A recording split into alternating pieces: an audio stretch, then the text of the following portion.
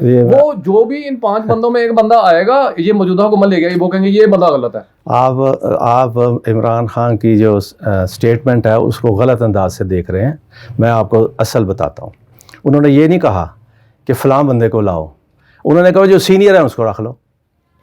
بڑا سیدھا سا معاملہ ہے. اس نے یہ نہیں کہا کہ چوتھے نمبر والا جو ہے اس کو لگاؤ, تیسرے والے کو لگاؤ, یا چھٹے والے کو لگاؤ.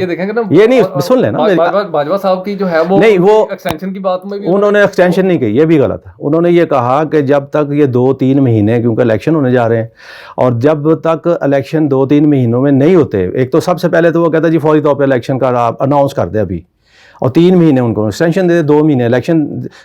مقصد وہ ان کا یہ ہے کہ جناب جو نئی جماعت آئے گی, جو نئی پارٹی جس کو 22 کروڑ عوام کی حمایت حاصل ہوگی, وہ فیصلہ کرے کہ آرمی چیف کون ہوگا.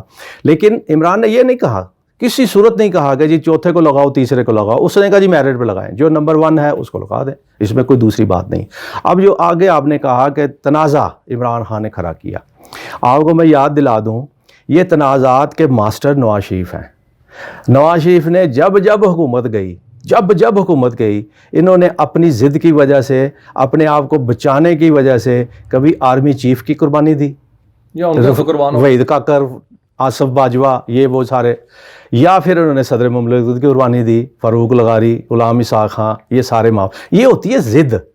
یہ ضد ہے عمران پہ. یہ جو الزام لوگ اس چکر میں وہ جو ہے نا, وہ اگر انہوں نے قربانی دی تو وہ قربان بھی قربان اپنی حرکتوں کی وجہ سے ہوئے تھے. معاملے میں دیکھ لیں, قربان اپنی حرکتوں کی وجہ سے ہوئے تھے. لوگ کہتے ہیں کہ نواز شریف پاکستان کے خوش قسمت لوگ ہیں. نون لیگ والے کہتے ہیں کہ وہ پاکستان کے 3 بار وزیر اعظم بنے. اگلی بات وہ نہیں کہتے, کیونکہ یہ منافق اور یہ کافر جو لوگ ہیں نا, یہ قرآن مجید کی آیات پڑھتے ہیں نا, تو کہتے ہیں کہ وہ پوری آیت نہیں نا پڑھتے, وہ شراب کے حوالے سے جو آیت ہے اس پہ آگے نہیں جاتے. وہ کہتے ہیں شراب یہ وہ آگے, وہ اگلی بات نہیں کرتے کہ جب آپ نے وہ کہتے ہیں جی نماز کے میں نہ جاؤ آگے, اگلی بات وہ کرتے نہیں ہیں کہ اس حالت میں جب آپ نشے میں ہوں. اسی طرح یہ بھی بات وہ پوری نہیں کرتے. نواز شریف پاکستان کا وہ بد نصیب بد قسمت وزیر اعظم ہے جس کو 22 کروڑ عوام نے 3 بار وزیر اعظم کا موقع دیا, اور تینوں بار کرپشن کے الزام میں نکلا. پہلی بار بھی کرپشن پہ NRO لیا, واپس آ گیا, پھر دوبارہ کرپشن پہ, پھر NRO لیا, واپس آ گیا. اب تیسری بار بھی کرپشن اور نااہلی اور اقامہ شامہ, یہ وہ, اس کو جو مرضی آپ جوڑ لیں. تو کلیم کرتے ہیں جی کہ ہمارے اوپر کرپشن کا الزام جی, ہے, وہ تو یہ اقامے کا معاملہ تھا پچھلا مشرف کے ساتھ وزیر. اب یہ سارے معاملات کا جو ہے ایک ہی حل ہے, کیونکہ ہر بندہ اپنی اپنی بات کر رہا ہے نا. عوام سے پوچھ لیا جائے, 22 کروڑ عوام کے پاس جاؤ بھائی, وہ جو جس کو کہتے ہیں بنا لو, اس میں کیا مسئلہ ہے. جب 22 کروڑ عوام نے ہی رانا صاحب سب کچھ کرنا ہے, اسی کے لیے ہم جیتے ہیں, اسی کے لیے ہم مرتے ہیں, تو ان سے پوچھ لو کہ یار آپ نواز شریف کو لانا چاہتے ہو, مریم کو لانا چاہتے ہو, عمران کو لانا چاہتے ہو, زرداری کو لانا چاہتے ہو, یہ چوتھے 5ویں کسی کو لانا چاہتے ہو. اچھا ویسے یہ حل ہے میری نظر. جب سے وہ آپ کی بات بالکل درست ہے کہ وہ جو مینڈیٹ عوام جس کو دیں اس بندے کو سامنے آنا چاہیے. جی, تو عمران خان کو بھی مینڈیٹ دیا گیا تھا, لیکن وہ حکومت پوری طرح سے ڈیلیور نہیں کر سکی, یہ ایک حقیقت ہے. وہ علیحدہ بات ہے کہ وہ ان کو جب ہٹایا گیا, حالات کچھ ایسے تھے کہ موجودہ حکومت جب آئی وہ اس سے بھی زیادہ ورسٹ کنڈیشن آئی, جس کا سارا ملبہ جو ہے پچھلے بھی 3-3.5 سال کا جو 4 سال کا ملبہ تھا نا, وہ موجودہ حکومت پہ گر گیا, اور اسی کو سارا سفر کرنا پڑ رہا ہے. یہ ان میں ان کی غلطی سمجھ لیں یا ان کی بدقسمتی سمجھ لیں. اچھا, اب جو یہ حالات ان کی لیکس کے معاملات آ رہے ہیں, اب جو چیزیں سامنے آ رہی ہیں نا, وہ یہ ہے کہ پاکستان تحریک انصاف کی جو لیڈرشپ کی باتیں سنیں تو وہ جو اب دوبارہ سے لگ رہا ہے کہ وہ اب دوبارہ اپنی احتجاجی سلسلے کی طرف آ رہے ہیں, لوگوں کو باہر نکالیں گے. پہلے بھی انہوں نے کوشش کی تھی کہ PK سے لوگ آنے کی کوشش کی, اس وقت پنجاب میں حکومت جو ہے وہ پاکستان مسلم لیگ نون کی تھی, جیسے ان کو نہیں ہو سکا کچھ, تو PK سے نکلے, لیکن رانا ثناء اللہ نے جو ان کے ساتھ کیا وہ اس کے بعد پھر دوبارہ ہمت نہیں کر سکے. اعلان کرتے رہے لیکن ہمت نہیں کرتے رہے.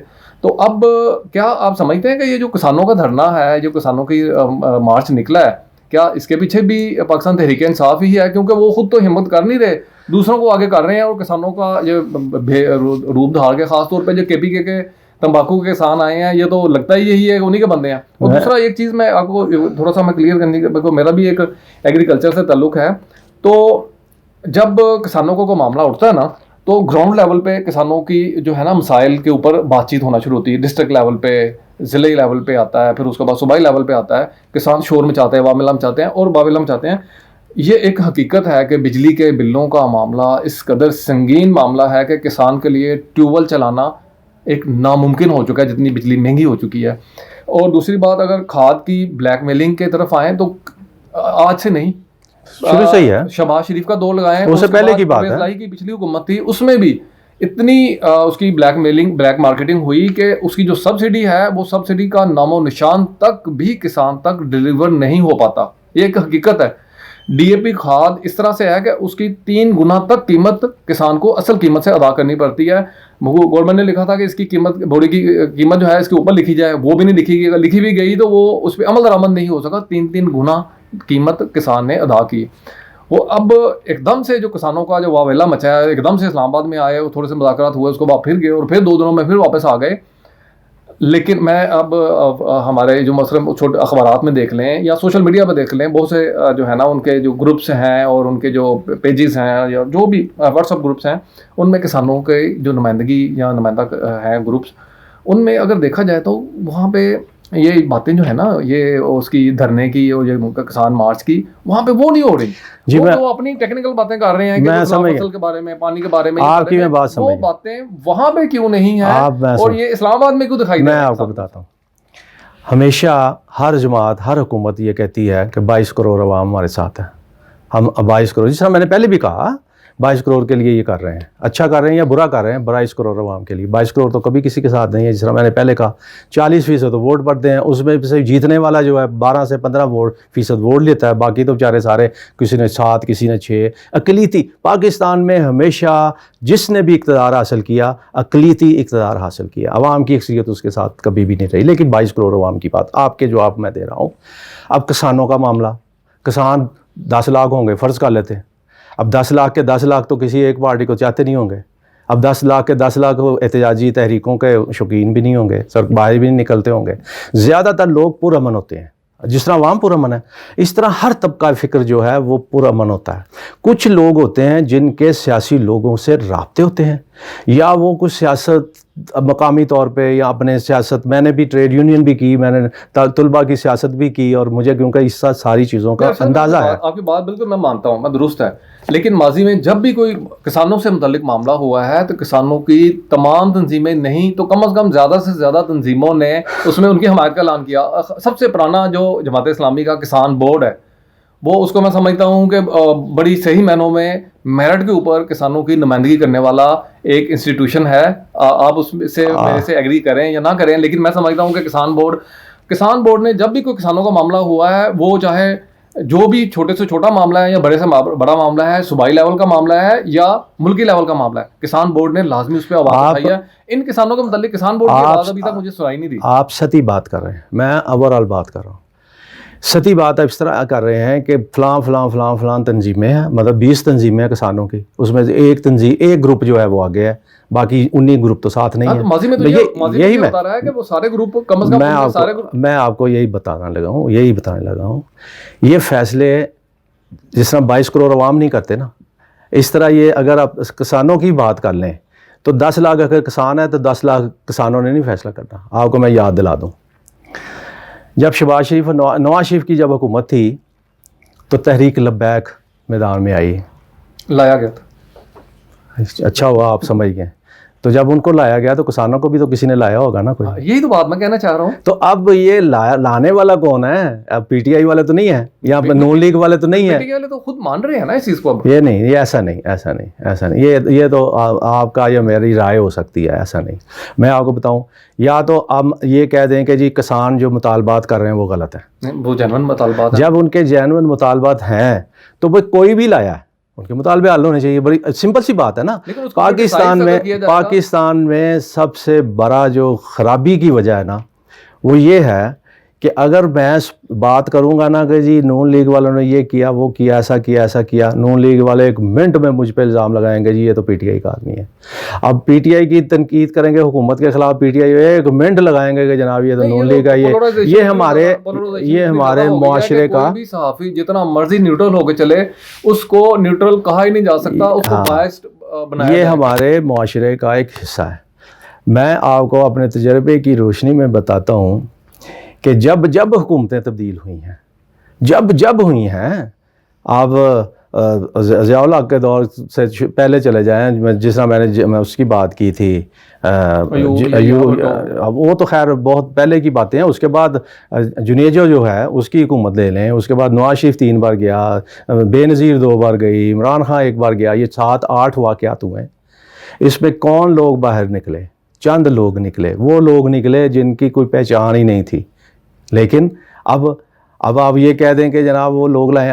میں آپ کو بات بتا دوں، اب چلتے چلتے پتہ نہیں اب لوگوں کو شاید اعتراض نہ ہو، اب دھرنے کیوں ہوتے ہیں؟ کیوں دھرنا کو دیتا ہے؟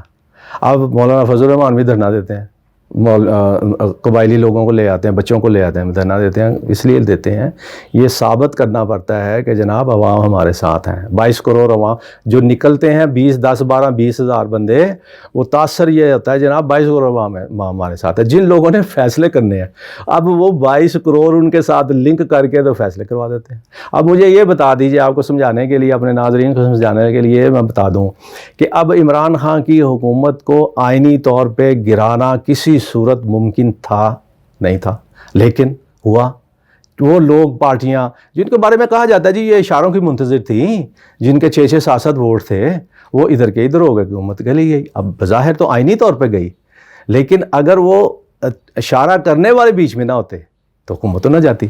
اسی لیے ان لوگوں کو بھی کسی نے اشارہ کیا ہوگا. اب یہ واپس جائیں گے تو اشارے پہ جائیں گے، نہیں جائیں گے تو اشارے پہ نہیں جائیں گے. اسی طرح پاکستان کی سیاست بدقسمتی یہی ہے نا، اس وجہ سے کہ ہم لوگ، اب مجھے یہ آخر پہ وقت زیادہ ہو گیا، میں آپ کو مختصر کرتا جاؤں آپ کے ساتھ بات. مجھے یہ بتائیے، عمران خان کے خلاف پرانی باتیں چھوڑیں، نئی بات، لیٹسٹ بات کرتا ہوں. عمران خان کے تحریک عدم اعتماد آ رہی ہے جی. پاکستان کے کسی بڑے سیاستدان کا مجھے نام بتا دیں جس نے یہ کہا ہو کہ عدم اعتماد اسٹیبلشمنٹ کی مرضی کے بغیر بھی کامیاب ہو سکتی ہے. کسی نے نہیں کہا، ممکن ہی نہیں. ٹھیک، یہ ماننے والی بات ہے. ایسا ہی ہے، سب نے کہا. عمران خان نے کہا، اس نے نواز نے کہا، شہباز نے کہا، احسن نے کہا، فضل الرحمان نے کہا، زرداری نے، ہر بندے نے کہا ہو ہی نہیں سکتا جی، ہو ہی نہیں سکتا. پھر ٹھیک 2 مہینے میں آ گئی. کیوں آ گئی بھائی؟ اب بھی سب سے آسان کام ہے، 1 ووٹ کی اکثریت ہے، جب مرضی وہ کروا سکتے، جب مرضی ہو سکتی. اشارے کا منتظر ہیں، سب ناراض ہیں، اشارے کا منتظر. اشارہ نہیں ہو رہا، کیوں نہیں ہو رہا؟ اب کیا ہونا جا رہا ہے، کیا نہیں ہونے جا رہا، اس کو راز رکھیں اگلے ہفتے کے لیے، اس میں باتیں کر لیں گے. عمران خان تو وہ امپائر کی انگلی اٹھاتا بات کرتا تھا، تو وہ بھی اسی طرف ہی منتظر تھا نا. تو اب وہ اگر اس طرف منتظر تھا، اس طرف امپائر کی انگلی مانگ رہا تھا، تو اب بھی وہ نیوٹرلز کو جو ہے وہ مداخلت کے لیے کہہ رہا ہے. تو وہ نیوٹرلز کی پاکستان میں سیاست ہو ہی نہیں سکتی جب آپ اپنے پاؤں پہ کھڑے نہیں ہو سکتے. لیکن پھر کہاں کی آزادی اور کہاں کی خود مختاری، یہ تو پھر نعرے ہی ہے نا ہر سیاسی جماعت کے، وہ تسلیم کر لیں پھر. لیکن اس میں سارے بات لمبی ہو گئی. اس سارے معاملات میں اگر میں تجربے کی روشنی میں بات کروں، تجربے کی روشنی میں بغیر کسی کی حمایت یا مخالفت کرنے کے حوالے سے ہسٹری دیکھ لیں، پاکستان کے اندر کوئی ایسا لیڈر سیاسی نہیں ہے جس نے 22-25 سال باقاعدہ جد و جہد کر کے حکومت لی ہو. بالکل درست. صرف ایک آدمی کا آپ نام لے سکتے ہو، اس کو آپ لاڈلا کہہ لو، اس کو آپ جو مرضی کہہ لو، اپنی مرضی ہے آپ کی، آپ بول سکتے ہیں جو مرضی کر لیں.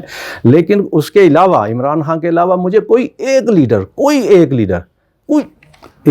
جس نے ذرا سی بھی جد و جہد کی ہو، 5 سال ہی جد و جہد کی ہو. بہت سارے زیادہ تھا تو لے پالک، اس کا کیا مطلب ہے؟ لے پالک تھے، لیکن مطلب ہے جب آپ کے اندر اختیار، جب آپ کے پاس صلاحیت نہیں ہے، جب آپ کے اندر بالکل لوگوں کو ڈلیور کرنے کی قوت نہیں ہے، آپ کا ویژن نہیں ہے، آپ کو کچھ، پھر آپ کو بٹھا دیا جائے تو پھر منظور نظر تو پھر آپ انہی کے رہیں گے نا، آپ انہی کے لیے کام کریں گے نا. لیکن معذرت کے ساتھ عمران خان کا معاملہ یہ تھوڑا نہیں، زیادہ نہیں، تو تھوڑا بہت یہ معاملہ تھا. میں ان کی حمایت نہیں کر رہا، میں یہ کہہ رہا ہوں جد و جہد کے حوالے سے. اگر کسی نے جد و جہد کی ہے تو اس نے کی ہے. اگر وہ اس نے الیکشن ہوئے تو اگر وہ لاڈلا ہوتا تو 1 سیٹ نہ اس کو ملتی انتخابات میں، 10-12 تو ملتی نہیں. جب تک لاڈلا نہیں تھا اس وقت تک یہ تو آپ کا خیال ہے، لاڈلا ہوا تو بنانے پاکستان، یہ تو آپ کا خیال ہے، نواز شریف کا خیال ہے نا، آپ کا خیال ہے، نون لیگ والوں کا خیال ہے. لیکن حقائق تو یہی ہیں. جب ہم لوگ نیوٹرل لوگ جب حقائق کی بات کریں گے تو ہم تو یہ کہیں گے نا، اس نے اتنی جد و جہد کی، پہلے 1 ووٹ لیا، پھر اس کے بعد 1 سیٹ لی، اس کے بعد جناب اس نے بائیکاٹ کیا، پھر ایک حکومت ملی، یہ وہ ملا، ایک پروسیس ہے. جبکہ زرداری زرداری کو آپ کو پتہ ہے اس کا ملا سارا معاملہ، بھٹو کا ملا، نواز شریف کو ضیاء الحق صاحب نے گود پہ بٹھایا، جنرلوں نے گود میں بٹھایا، بنا لیا. کبھی یہ الیکشن جیتے ہی نہیں ہیں وقت پہلے، سب سے پہلے یہ لوگ کبھی جیتے ہیں اور نہ جیت سکتے تھے، لیکن ان کو بنا دیا گیا. پروسیس میں کوئی نہیں آیا. اور میں جو بات کرتا ہوں، میں عمران خان کی بات ان لوگوں کو ترجیحاً اس لیے کرتا ہوں کہ وہ ایک جد و جہد میں آیا ہے. یہ لوگ جد و جہد میں نہیں آئے، یہ سیدھے آگے مسلط ہو گئے. کوئی لے لیں، چیلنج کرتا ہوں میں کہ مجھے کوئی بندہ بتا دیں جس نے جد و جہد کی ہو، ہارا بھی ہو، جیتا بھی ہو، 10 سال بعد اقتدار میں آیا. ایسا نہیں ہے. یہ واحد بندہ ہے جس نے جد و جہد کی، ہارا بھی، جیتا بھی.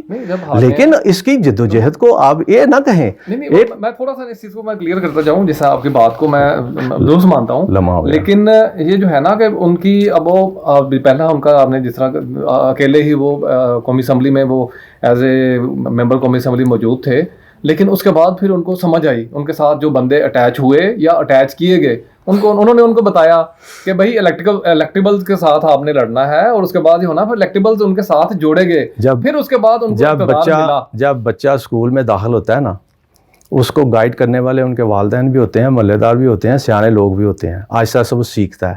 اور پھر لیکن اگر وہ ڈاکٹر بنتا ہے، اگر وہ انجینئر بنتا ہے، اگر کسی قد آور شخصیت بن جاتا ہے تو وہ اپنی جد و جہد سے بنتا ہے. مشاورت اپنی جگہ پہ ہوتی ہے سب لوگوں کی کہ یہ کر لو، وہ کر لو، یہ ایسے ہو جائے، ایسے ہو جائے، ایسے. اسی طرح اسٹیبلشمنٹ کے بغیر تو ہو نہیں سکتا نا، ممکن نہیں ہے. یہ چیز ہمیں تسلیم کرنی پڑے گی. یہ آپ کرتے جائیں، میں تو جد و جہد پہ بات کر رہا ہوں. اس نے جد و جہد کی اور اس میں ظاہر ہے وہ جب اسٹیبلشمنٹ دیکھا کہ بھئی یہ اس پوزیشن میں ہے تو انہوں نے اس پہ ہاتھ رکھ دیا. بالکل جس طرح ارشد یاسین صاحب نے فرمایا کہ جد و جہد جو ہے وہ عمران خان صاحب کی واقعی اس میں ان کی بڑی جد و جہد تھی، لیکن ان کی اکیلی جد و جہد سے ان کو اقتدار تک پہنچنا ناممکن تھا. اس کے لیے کچھ نہ کچھ گنڈی ضرور جس کو کہتے ہیں نا دیا لیا ہوگا، سارا کچھ ہوا ہے. تو اب ہم اپنے پروگرام کا اس بات پہ اختتام کرتے ہیں کہ یہ جو اہم جو واقعات جو چل رہے ہیں، ہمارے پچھلے ہفتے کے واقعات کو ہم نے ڈیٹیل میں کیا. ان معاملات کو سامنے رکھتے ہوئے آنے والے جو ہے وہ حالات کا بھی ہم نے جائزہ لیا، لیکن حکومت سے، لوگوں سے، صوبائی حکومتوں سے، وفاقی حکومت سے کم از کم یہ ضرور امید کی جا سکتی ہے کہ وہ ان سارے سیاسی اور دیگر معاملات کے اندر ان سیلاب سے متاثرہ لوگوں کی جو ہے نا وہ طرف بھی غور سے ضرور دیکھیں گے، ان کی مدد ضرور کریں گے، کیونکہ اس وقت ان کی بحالی کا کام جاری ہے اور ان کا جو ہے نا وہ لیکن اس بحالی کے واپسی کا بھی سلسلہ شروع ہو گیا. لیکن ان کی واپسی کے لیے ان لوگوں کی مدد کی ضرورت ہے، کیونکہ وہ لوگ اس وقت بھی ادویات کی کمی کا شکار ہیں، کھانے کی کمی کا شکار ہیں. ان کو جو ہے موسم چونکہ ٹھنڈا ہو چکا ہے، ان کو کپڑوں کی بھی ضرورت ہے. اس وقت ان کے گھروں کی بحالی کے لیے ان کو مدد کی ضرورت ہے. اس طرف بھی توجہ دینے کی ضرورت ہے. بہت شکریہ.